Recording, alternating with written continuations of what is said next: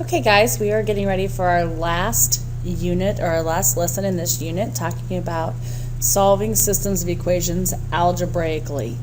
Yesterday you talked about doing it with a graph. You had to graph the two lines, or not yesterday, the other day, because it's been a few days.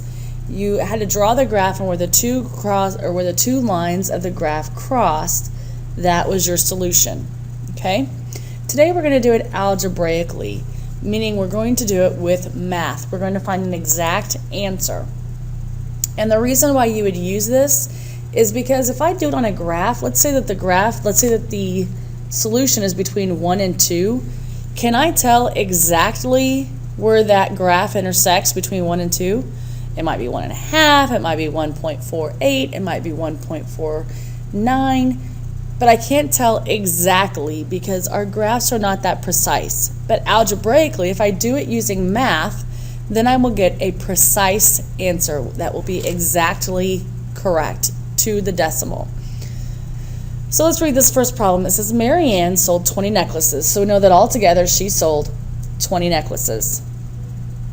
And she sold 20 necklaces and bracelets. So together, she sold 20 necklaces and 20 bracelets.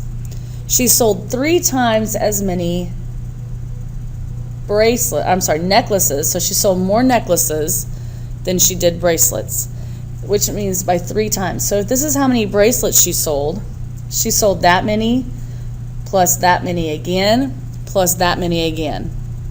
Okay? So let's read the second part. It says an equation to represent the bar diagram is x plus y equals 20, because I know if I take bracelets plus necklaces, that altogether she sold 20 of them. Okay? If she sold 3 times as many necklaces as bracelets, it says divide the necklace bar into sections to represent this. Well, I did this up here, but if this is how many bracelets she sold that many bracelets plus 3 times as many. If this was representative of 1, 3 times as many would be 3. So here are 3 sections of necklaces, and I know that if I have 3 times as much as bracelets, then that would be 3x. So my y has to be 3 times that, which is my 3x. Okay, now it says write an equation using only x to represent the total number of necklaces and bracelets. Well, if I could only use x, I know that I have to take this plus this, and that's going to equal 20. So I can only use the x part of it. So I have x plus 3x equals 20. Because the total amount of bracelets plus necklaces is 20. Okay? If I then combine my like terms, my x's are the same. So I have a 1x plus a 3x, and 1x's plus 3x's. 1x plus 3x's, is a 4x. So my ultimate equation would be 4x equals 20, because I just combined my x's. Now it says solve that equation. Well, if I'm solving this equation, I'm solving a 4x equals 20, and I'm trying to get x by itself because that's my only unknown value. So I'm going to divide both sides by 4 because that's how I would get x by itself. So these 4's cancel each other out, and I'm left with an x. And 20 divided by 4 is 5. So that would be my total number of bracelets. Because remember, x by itself is bracelets, so x by itself is 5. So I now know that she sold 5 bracelets. Okay? So it says, how many bracelets and necklaces did Mary Ann sell? Well, she sold 5 bracelets. That would mean that each one of these sections, because they're the same length, the same amount as bracelets, this would have to be 5, this would have to be 5, and this would have to be 5. So if I counted up the amount of necklaces, I have 5, plus 5 more is 10, plus 5 more is 15. So she would have sold 15 necklaces and 5 bracelets. Okay? Well, today we're talking about that same thing. You just solved that algebraically, and you probably didn't even know that you did it that way, but you did. You just solved that system of equations, two equations. A system, it just means that there's more than one. There's two equations. You just solved both equations using substitution.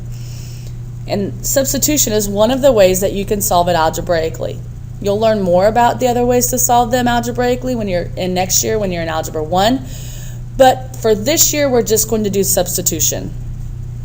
And what substitution means, if we look at this, it means that it gives you a value, like this tells me y is this. And then I plug that value in for the y of the problem and I solve it. So if this is y equals x minus 3, my y is 2x. So now I know that this y is a 2x. So I plug in 2x for my y and then I solve it. I want to get the x's together on a side by itself. Move your smallest x. Remember, when there's not a number in front of it, it's a 1. Sorry about that. So I have 2x equals a 1x minus 3. I subtract 1x because that's my smallest out of the two. I have a 2 and a 1. The 1 is the smaller, so I subtract 1x.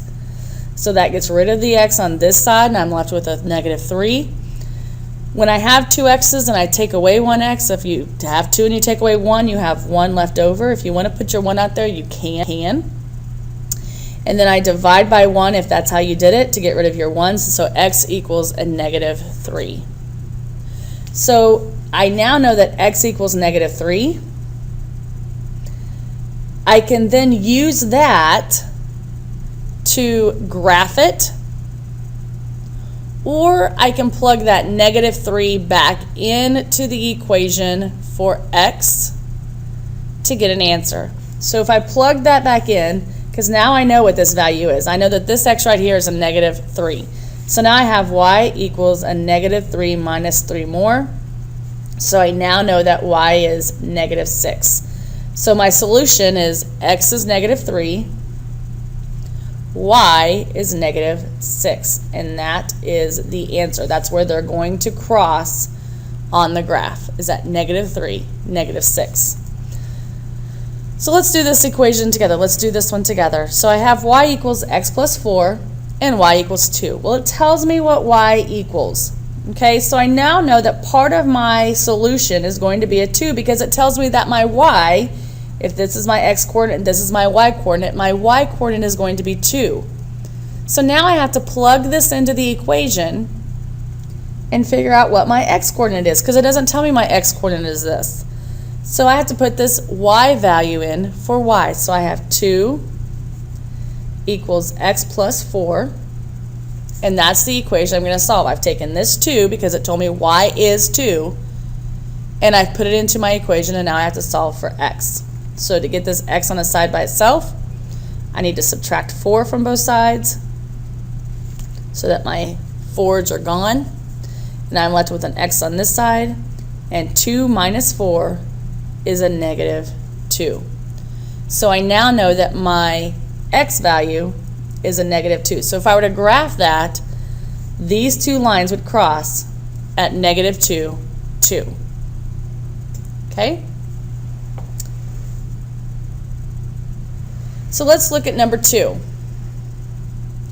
Number 2 is the same thing. It still tells us y equals something, and we have to plug that into the equation to solve for x. So here's my y. So I'm going to put that into the equation where y is, so that I have x squared plus 4 times my new value of y. My new value of y, it told us, was 3x. Right here, 3x plus 8. So I have to do the distributive property. I take a 4 times 3x and a 4 times 8. So I end up with an 8x plus 12x. 4 times 8 is 32. I have 8 x's and I add 12 more x's, so I have 20 x's plus 32 equals 12. I want to solve for x. In order to do that, I subtract 32 from both sides so that they are gone. I'm left with a 20x. And 12 minus 32 is a negative 20. And and then you divide by 20 to get rid of the 20s, and you end up with x equals a negative 20 divided by 20 is a negative 1. So here's my answer. Okay, that tells me what x is. My x in my xy coordinate is a negative 1. So now I take that negative 1 and I plug it back into either one of the equations. I can put it into the first one or I can put it into the second one. It doesn't matter which one you put it into. Let me show you why. If I put it into the first one, this is what I end up with. If I make x a negative 1, I end up with 3 times negative 1 plus 8. 3 times a negative 1 is a negative 3, and a negative 3 plus 8 is 5. Now I'm going to plug it into this one just to show you that it doesn't matter which one you plug it into. So I have 8 times a negative 1 plus 4y equals 12. All that I've done is plug in a negative 1 for my value for my x. So now I have a negative 8 plus 4y equals 12. Add 8 to both sides. So I have a 4y equals 20. And divide by 4 to get rid of the 4's, y equals 5. Holy cow, this one and this one, regardless of what equation you put it into, I get the same answer. So my y is 5. Okay? Go ahead and try to do C and D on your own. Let's turn the page and look at number 4. Whoops, right here. It says solve the system and interpret the solution. Interpret, we seem to get hung up on words like interpret. Interpret just means what do all of the values signify? What does each value mean?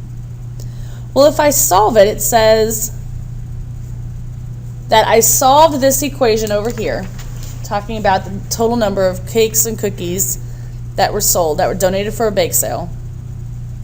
And I know that together there were 75 cakes and cookies all together. So knowing that the combination of cakes and cookies together makes 75, it also says that there were 4 times as many cookies donated as cakes. So that's where we get the 4x, because there's 4 times as many cookies as there are cakes. So if I solve that equation and I did y equals 4x,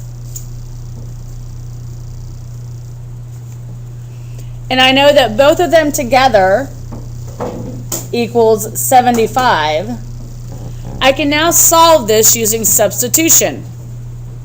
It tells me what y equals. Y equals 4x. So I can put that in for my value of y in this equation. So I have x plus 4x equals 75. And if I have 1x and 4 more x's, altogether I have 5 x's. Then to get the x by itself, I have to divide by 5. So x equals 5 goes into, 5 goes into 75 15 times. So I now know that there are 15 cookies.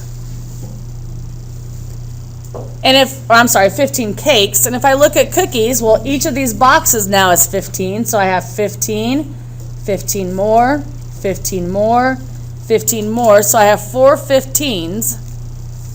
So my y is going to be 15 plus 15 is 30, plus 15 is 45, plus 15 is 60. Okay? So I now know that my y is 60. And that's how I would have solved it. So in this equation, if I talk about right over here, it says tell what it stood for. Remember when we talked about interpret the results? And remember I told you interpret just means what does each number mean? Well, if my x was 15 and my y is 60, this was cakes and this was cookies. So I now know that there were 15 cakes donated and 60 cookies. Okay, go ahead and do E and F on your own, and we'll do those tomorrow as bell ringers. Make sure that you write down any questions that you have and bring those to class, and we will see you tomorrow. Have a great night, guys. Bye.